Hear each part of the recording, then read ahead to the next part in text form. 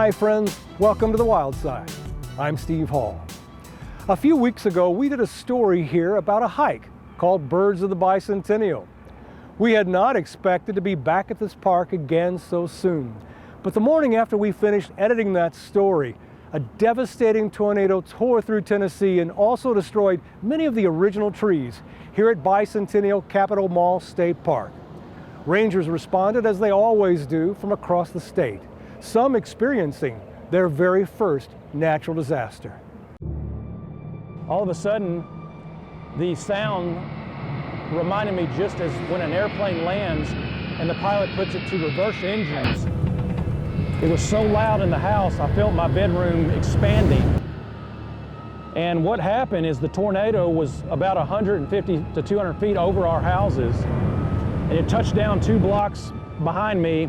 It's just remarkable. My street barely had a limb broken off of it. 2 streets behind me was completely devastating. The March 2nd, 2020 tornado that caught Tennessee by surprise spared Dr. Jerry Wooten's home, but tore through the north end of Bicentennial Capitol Mall State Park, where he is manager. We lost approximately 148 trees with a number of shrubbery and other elements that were inside these berms behind me. Seeing the trees come down here, which is the main element that makes most parks, that helps spawn the wildlife that comes here, seeing those trees come down is quite devastating. But seeing the volunteer response to the devastation is quite inspiring, especially for the manager of Radnor State Park and Natural Area, Steve Ward. He was a ranger here when Bicentennial was built. It was a new concept for Tennessee, urban park, 19 acres, right here north of the Capitol. It was really an urban revitalization of this entire area. The emphasis was to represent the 3 regions of the divisions of the state, and these plantings were a replica of that, a sample of that at that time. So a lot of these trees are about 25 years old. So some of those very trees today we're cutting from the tornado damage were trees that were planted around 94, 95 when the malls were being built. The only thing matter is nobody got hurt here. And then after that, there's things that you wish didn't happen, but they're really second and third priority. As the Emergency Services Coordinator for Tennessee State Parks, Chief Ranger Shane Petty is the one who works it all out. It's my job to mobilize state park rangers if they get a request. This was an unusual where it affected a lot of the state, but it also affected a state park. So our first priority was to help with any search and rescue. Once that was taken care of, then it was our sister park. So we called in rangers from all across the state to come in with chainsaws, brush removal, all types of equipment, trucks, blowers, to try to get the park back open as normal as it can be under these conditions. You know, just a little over 200 rangers that we have in the park system around the state, always making a tremendous effort to show up and lend a hand. And I can't, as manager of this park with the devastation that we had, it was just a miracle for us to have such a great response from our own team of rangers. The third and final cleanup fell on a gloomy, cold, and rainy day, but Chief Petty had no intention of postponing. It's called Rangering Up, and those he refers to as go-getters don't let adverse weather conditions prevent them from reporting to the park. You know, it's just rain to us. We're used to it. We're rangers. We work in all weather pretty much, so it was nothing new to us. Park Ranger William Brazill is one of the rookies. He and some of the other rangers not only showed up in the rain, but on their days off. So we're making sure that they're just back and running and everything's safe. We're taking care of some hazard trees and some of the other trees that were leaning. We were finishing that off. I think we had 30 to 40 trees to take care of today. And then we were flush cutting all their stumps just so they weren't a hazard. While it's nothing new for seasoned rangers, it may be the first of many disasters for the new ones.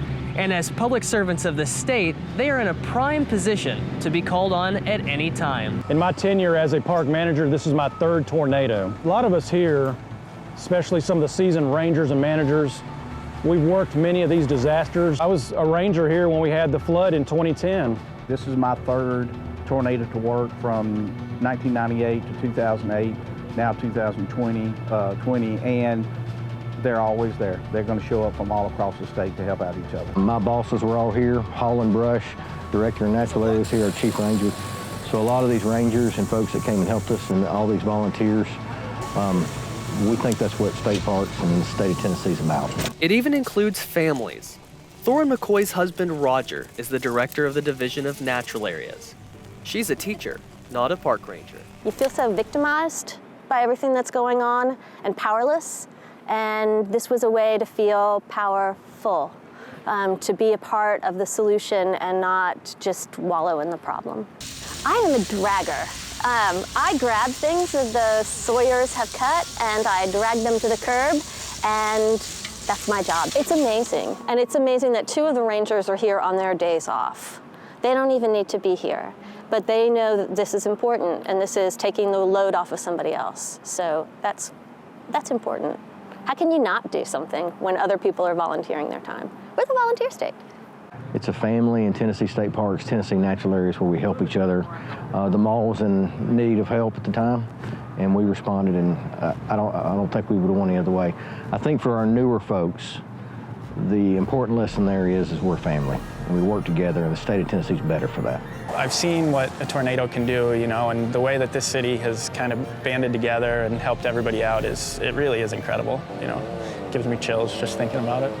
In Bicentennial Capitol Mall State Park, I'm Ezekiel Nole Hall on the Wild Side. Hands on Nashville also sent volunteers over to help pick up brush and debris.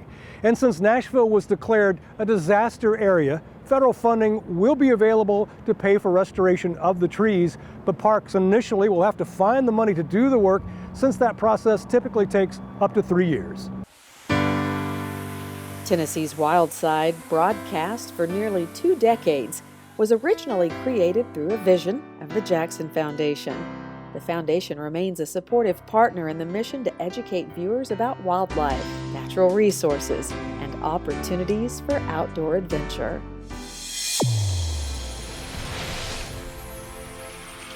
Wild Side is produced by Rockwater TV with support from Tennessee State Parks, where you can discover our state's diverse heritage through spectacular landscapes, family-friendly recreation, and affordable lodging.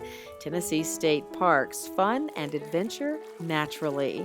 And with support from the Tennessee Department of Agriculture, promoting wise uses of Tennessee's agricultural and forest resources to develop economic opportunities and to ensure safe and dependable food, fuel, and fiber for all citizens.